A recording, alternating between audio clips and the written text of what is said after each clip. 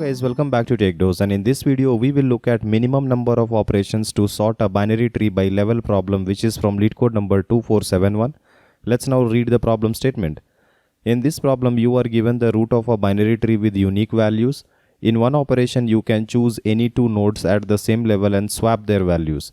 Return the minimum number of operations needed to make the values at each level sorted in a strictly increasing order. The level of a node is the number of edges along the path between it and the root node. Now let's look at the constraint before looking at the example. In this case you will find the total number of nodes being maximum 10 to the power of 5, and the value range is all positive from 1 to 10 to the power of 5, and all the values are unique. Now if we look at the example which is already mentioned in the problem, then the problem is asking that if all the levels have to be sorted. Like let's say for the first level, if you just have one item, it is already sorted, right?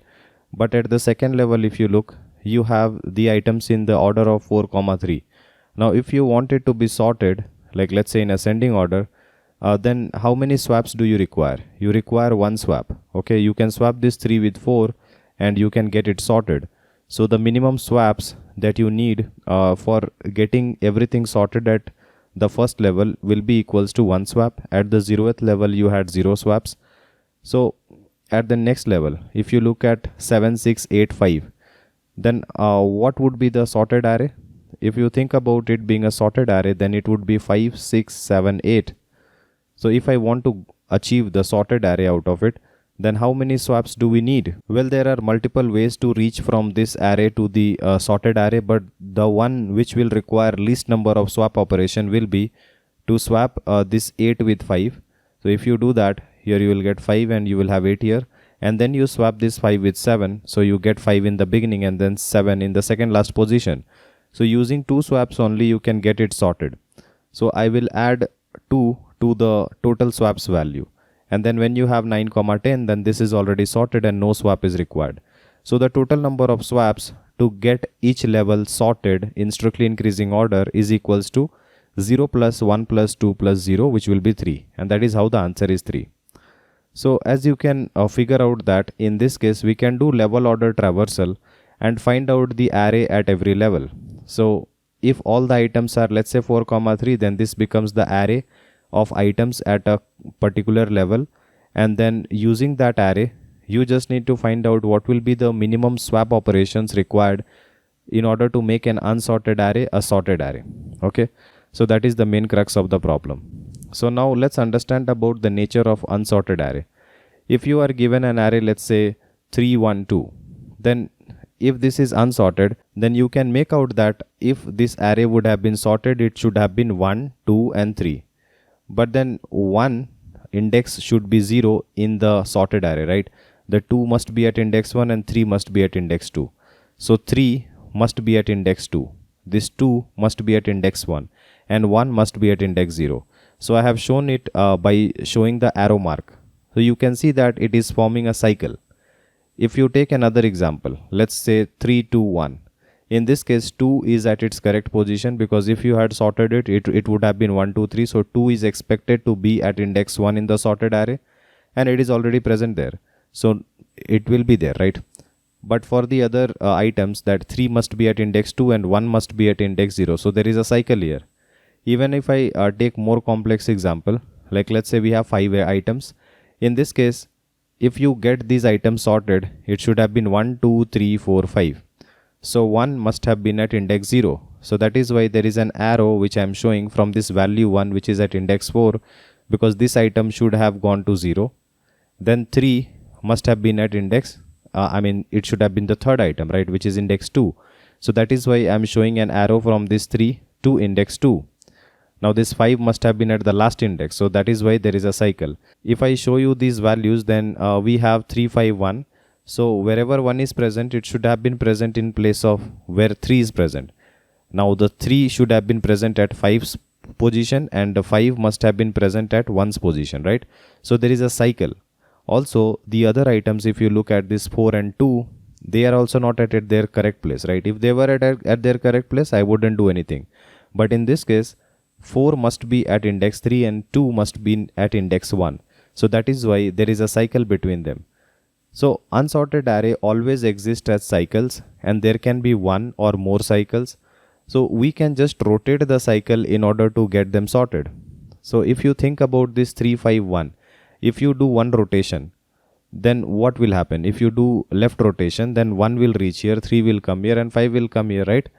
So you can actually rotate the cycle in order to get the array sorted, and this is the concept of cycle sort.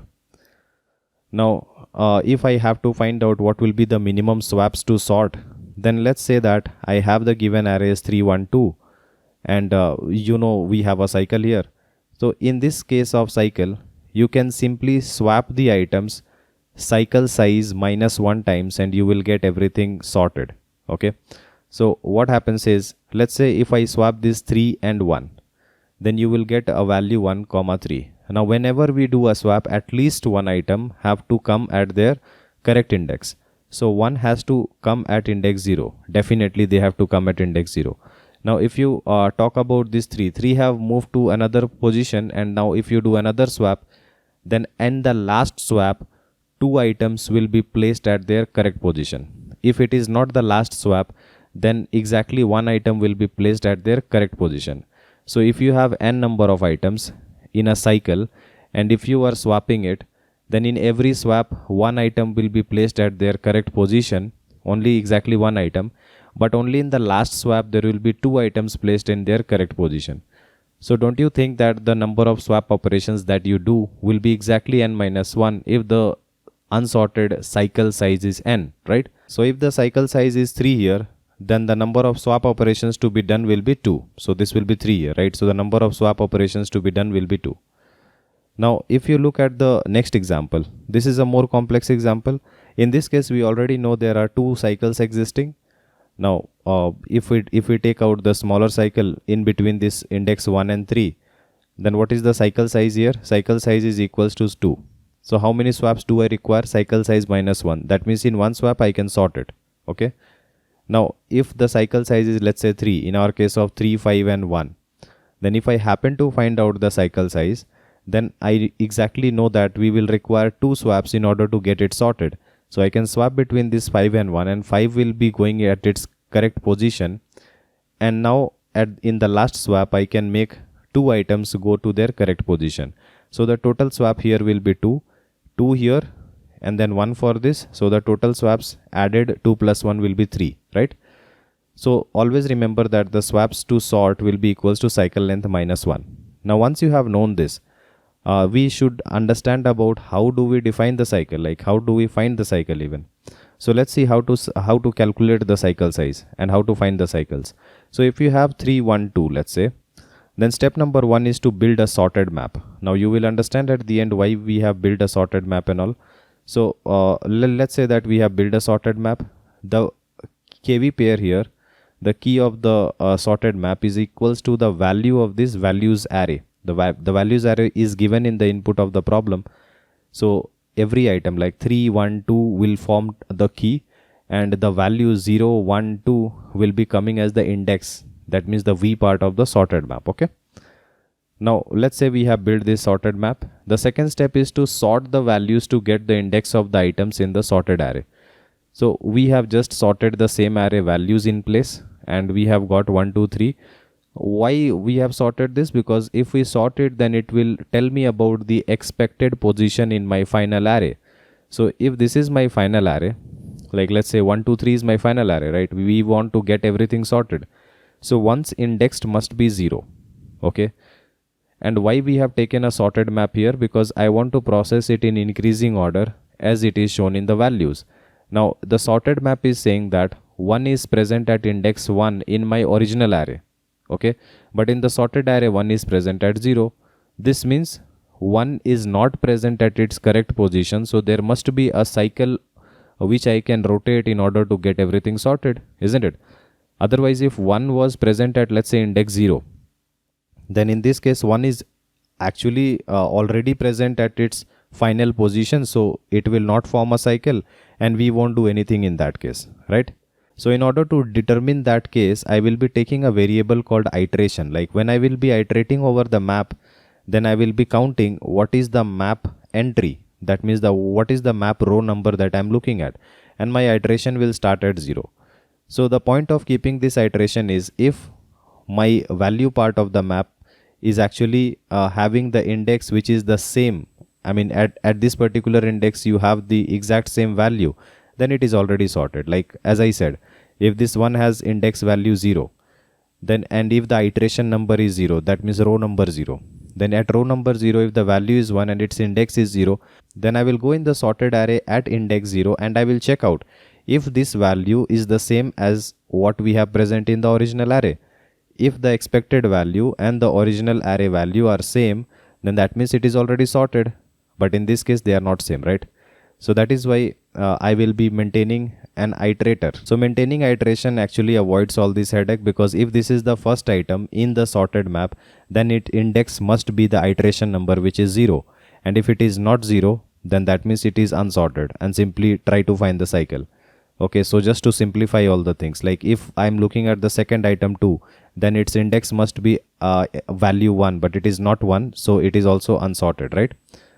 So for that, I mean, you can even go and check if the values are same or not, but I am not doing that. So let's say we are starting with iteration 0. The value is 1 and the index is not equals to iteration value. That means it is placed at unexpected position, and I have to find the cycle from here. If we try to find the cycle, then 1 is present at index 1, but its expected index is 0. So I will check out what is expected at 1. 2 is expected at 1, right? So I'll go to 2 and then I find out where it is present. It is present at index 2. So at index 2, something else was expected. 3 was expected, right? So I'll go to 3 and find out where it is present. It is present at 0. But then at 0, 1 was expected, right? So what do you think? We have actually traversed in a cycle, isn't it? And we have to stop at the starting position of the cycle, wherever we started, right? But then how do we track that we have to stop at 0? In order to do that, you have to keep a visited array. And in the visited array, you can mark all the indices 0, 1, 2, and you can mark them all as false. Now when we had started with index number 1 and went to index 1, I'll mark it as true. And from index 1, when I reach to this index 2, then I will mark it as true. And when from index 1 and index 2, I will be going to index 0, then I'll be marking it as true. So if I reach a node which is already visited, that means if I reach an index which is already visited, then I will be stopping my cycle, and that is how I will know what cycle I have covered, right? So this is a cycle of size 3. If you can make out, this 1 should be present as 0, then this 3 should be present at index 2, and this 2 should be present at index 1. This is the cycle. So what is the cycle length? It will be how many times did you run in the while loop. You can easily do it with a while loop, and we ran for 3 times, so the cycle size is 3, so the number of swaps required will be 2. Okay, so this is how we will be finding the number of swap. Now when I am done finding this cycle, then I will be going for the next iteration. When I go for next iteration and try to find a cycle starting at 2, we will see that the 2 is, I mean the index of this 2 is already visited. It is already marked, right? So I cannot iterate for it, and then I will try to find a cycle starting at 3. So for 3, the 0 index is already marked, so I cannot actually find a cycle. I have already found a cycle, right? So this is why visited actually helps. The visited helps in stopping the cycle, and also to not do redundant cycle finding operations. Okay. Now let's look at another example. In this case, we are given an unsorted array 2, 1, 3, where 3 is actually at its correct position, and we have a cycle between this index 0 and 1. So our step number 1 was to build a sorted map. Here the key will be the value of the unsorted values array, and the value part of the map will be the index at which these unsorted values are present in the initial array, right? And we have taken an ordered map and we will be processing it top down. Now the second step was to sort this entire values array, and we will have the sorted values array. After having done this, I will be taking a visited array, right, so that our cycle can break when we are finding out the cycle of unsorted array, and also we will not be reprocessing a node which has already been discovered. Okay, now I will be processing a row wise, and this is row number 0. So I am marking the row count with the iteration number. So this is iteration number 0. So if 1 is already present at iteration 0th row, then it is already at its correct position, but it is not at its correct position. This 1 is not equals to 0, right? So we have to detect a cycle from this place. So 1 is present at index 1. So I'll go to index 1, okay, in the sorted array, and I will check out what is expected at index 1. I will definitely be marking it as true, and I will be going to this 2 and seeing, okay, 2 is expected. So I'll go to 2 and find out where it is now present. So 2 is present at index number 0. So I'll go to index number 0, okay, and mark it as true. So at 0, 1 is present, right? Now if you go to 1, this 1 is actually present at index number 1, and you have already marked this index number 1, fine. So we have found the cycle. And how many times did your while loop run? It will run for 2 times. Therefore the cycle size will be 2, okay, and the number of swaps required will be cycle size minus 1, which will be equals to 1. Now we are done finding cycle with the item number 1.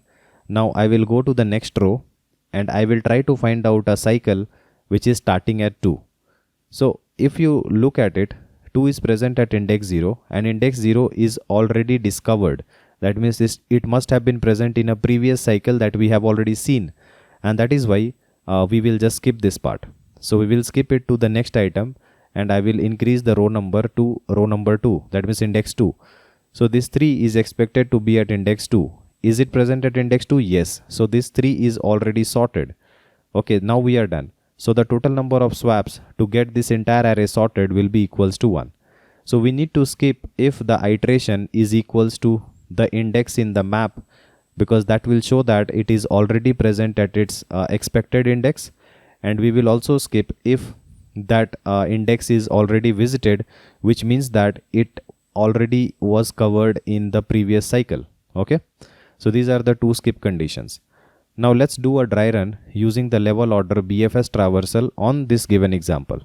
So you know that in BFS level order we will be pushing the root node. So the root node will be pushed, and this is level number 0. At level number 0 we just have one node, so one node is always sorted, right? If you just have one single item in an array, it is already sorted. So what I do is I'll be finding the size, which is 2, and in this case I'll be just removing this for the first level and find out if there is a left child and right child, and I'll be pushing both these items. So 4,3 will be pushed, right? And we are done with level number 1. Only from level number 2 we will be actually interested in sorting it. So we have 3,4 at this level, right? So what we do at any level is we will be having a values array. As I mentioned previously, a values array. You need to pop out an item 4 and push it into the values array. You check the left and right child and you push 7, 5 into this, right? So this is level number 1. Then you take out 3 and push it into the values array. And then you check out the left and right 9 and 8 and push it into the queue. Now we are done with 2 items which were present at level number 1. So this level is done. Once your level order traversal for that particular level is done, we have the values array, and this is the the given array, and you have to find out how many swaps are required. Now from this array you have to build a sorted map, and you know that you will have the value and index, and this will be an ordered map. So the first entry will be 3, second entry will be 4, 3 is present at index 1, 4 is present at index 0. Now the second step number 2 was to sort this values array, so you will get 3,4. The sorting is done in place. Now once this sorting is done, you know the expected position of 3. Now you take an iterator which will start at 0, and you will go to row number 0. Now if this 3 is actually at the iteration position, which is the expected place, then it is already sorted and we will skip it. So it is not sorted, right? The 3 is not present at this iteration position, it is present at some other place. So I'll be taking a visited array as well, which will be marking what all we have already visited. So in this case 3 is present at 1, right? Now I will go to 1 and check out what is present at 1. So I'll be going to 1 and marking it as true, and 1 has 4. Okay, so I'll be going to 4 and see where 4 is present. 4 is present at 0, so mark it as true, right? Now again at 0 who is present? Again 3 is present. So we have formed a cycle, because once I go to this 3 and find out that it is present at index 1, this 1 is already visited, so the cycle will break here. What is the cycle size? Our while loop will run 2 times, so the cycle size is 2. So how many swaps will be required? the number of swaps required will be exactly 1. Okay, so in the total swaps we will be adding the value 1 and we will have one value now. Similarly, I will be processing the last level, which is level number 2, having 4 nodes. So in this case as well, what we do is we will be taking out each of the item. Now you check it out, they don't have any left child or right child, so nothing will be done. Simply you will be keeping all these items into the values array 7 5 9 8. So you will have 7 5 9 8 into the values array. Once this is done, you know that the next step is to build the sorted map, which will be containing the values. So 5 is present at index 1, then 7 is present at index 0, 8 is present at index 3, and 9 is present at 2. Okay, so this is sorted by the key. Now once you have done that, you have to take an iterator. So the iterator will be 0 initially, right? And you have to take the visited array. So you have 3 entries in the visited array. So this is your visited array. Everything will be false initially. After doing all these steps, you have to sort this values array, right? So the values array will now become 5 7 8 9. So this will give you the expected index for each of the values in the sorted array. Now go to this 5 and start processing. So 5 is present at 1, but it was expected to be present at 0th index. So what is present at 1? You will go to 1, mark this 1 as true. So 1 has 7. Okay, now go to 7 and see where it is present. It is present at index 0. So go to 0, mark it as true, and check out. What is present at 0? 5 is present at 0. So go to 5 and check out at 1. Who is present? 7 is present, right? So it is already marked. The 1 is already marked. So your while loop will break, and the number of times the while loop run is 2 times. Therefore, the swaps will be equals to 1. Okay, for sorting this 5 and 7, you can simply swap this 5 and 7 to get them sorted. So this is swap number 1. Now when the iteration increases and you go to the next row, the iteration value will become 1. So you check it out. 7 is present at 0, which is not the expected iteration number. So you will go to this 0. But as soon as you go to 0, you will check that it is already traversed. So that means it was already present in some previous cycle. I don't need to do anything here. So you will go to the next iteration, increase the iteration value to 2. Again, repeat the thing. 8 has to be present at index number 2, but it is present at 3. So it is an unexpected place, right? So go to index number 3 and see what should be present at 3. 9 should be present, right? So mark it as true and go to 9. Find out the index where it is present, 2. So go to 2. Okay, mark it as true and find out what is present at 2, 8. So go to this 8 and you will reach to 3. 3 is already visited, so you will break out. Again, the cycle size is 2. So the number of swaps will be 1 plus 1. So that will be 2. Okay, so you can do the second swap here, swap number 2. So once you are done with this level, you will just add these total swaps with 2 and it will become 3. So the total number of swaps to get this entire binary tree sorted level wise in strictly increasing order will be 3 in this case. And I hope you are able to understand this. So in this particular case, you are traversing each of the node using BFS level order. So this will be order of n, plus you are maintaining a sorted map with n items. So n log n for that.